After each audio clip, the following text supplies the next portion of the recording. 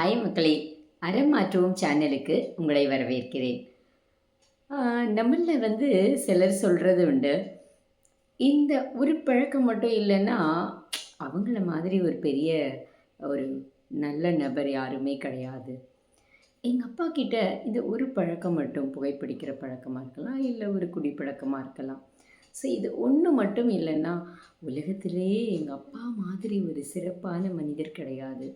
என் friend கிட்ட இந்த ஒரு பழக்கம் மட்டும்தாங்க. இது இல்லைன்னா, அவன அடிச்சுக்க, அவள அடிச்சுக்க ஆளே கிடையாது. இப்படி சொல்ற நபர்கள் உண்டு. நான் கூட அப்படி சொல்லியிருக்கேன். ஆனா பாருங்க, நம்ம யாரும் நீதிபதி இல்ல. யாரையும் யாரும் கணிக்க முடியாது. இன்னைக்கு உலகமே மை சாய்ஸ், மை சாய்ஸ் அப்படின்னு விருப்பத் தேர்வுல போயிட்டுருக்கு. எது சொன்னாலும் இட்ஸ் மை சாய்ஸ் அப்படின்னு சொல்லிக்கிற ஒரு காலகட்டத்தில் இருக்கிறோம். அவங்க சாய்ஸ் தான். அவங்களுக்கு விருப்பமானதையே செய்யலாம். ஆனால் கொஞ்சம் யோசிச்சு பாருங்கள். உங்களுக்கு சரின்னு படுற புகைப்பிடிக்கிற பழக்கமாக இருக்கலாம், குடிப்பழக்கமாக இருக்கலாம், மனைவியை கணவரை கொடுமைப்படுத்தும் ஒரு விஷயம், தவறான வார்த்தைகளை பிரயோகிக்கிற விஷயமா இருக்கலாம். உங்களுக்கு சரின்னு படுறான்.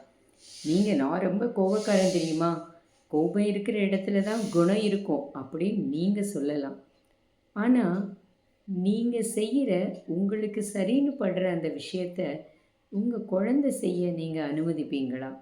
யோசிச்சு பாருங்கள். உங்களுக்கு சரின்னு படுறத உங்களுக்கு சரின்னு படுற அந்த பழக்கத்தை ரொம்ப பெருமைப்படுற விஷயமா நீங்கள் வெளியில் பேசிக்க முடியுமா? இந்த உலகத்துக்கு, இந்த குடும்பத்துக்கு, இல்லை உங்கள் நிறுவனத்துக்கு அது ஒரு எடுத்துக்காட்டு அப்படின்னு நீங்கள் சொல்ல முடியுமா? யோசிச்சு பாருங்கள். இந்த உலகம் உங்களை பார்த்துக்கிட்டே இருக்கு. குறிப்பாக பார்த்தீங்கன்னா, குழந்தைங்க பெற்றோர்களை, நண்பர்களை, சுற்றுப்புறத்தை, சமூகத்தை பார்த்து தான் கற்றுக்கிறாங்க. யாரும் இன்க்ளூடிங் நான் சொல்கிற விஷயத்தை கூட கேட்டு யாரும் மாறுறதில்ல.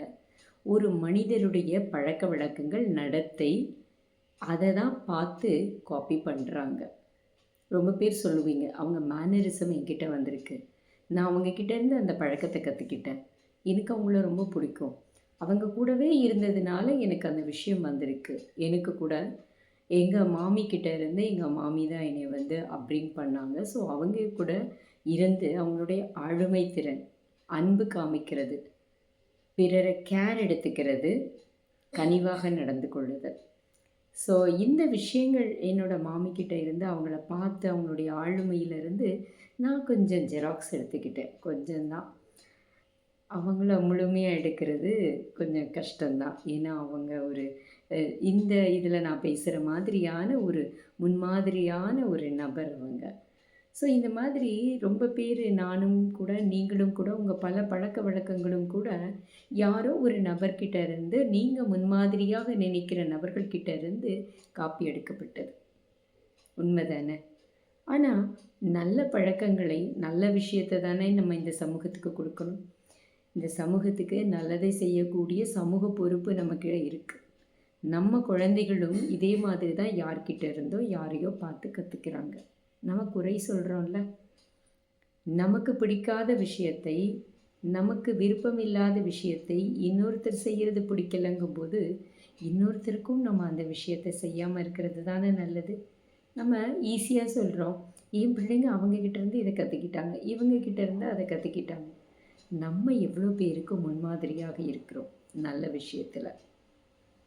சில விஷயங்கள் பிடிக்காத விஷயமாக இருக்கலாம், விரும்பத்தகாத விஷயங்களாக இருக்கலாம். அதுக்கு நம்ம முன்மாதிரியாக இருக்கிறோமா?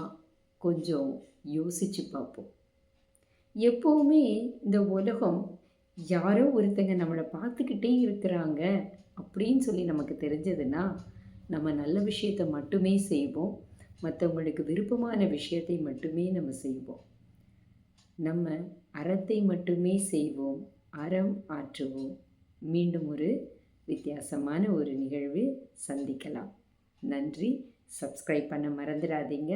ஃபாலோ பண்ணுங்கள், ஃபார்வர்ட் பண்ணுங்கள், கமெண்ட் பண்ணுங்கள். தேங்க்யூ.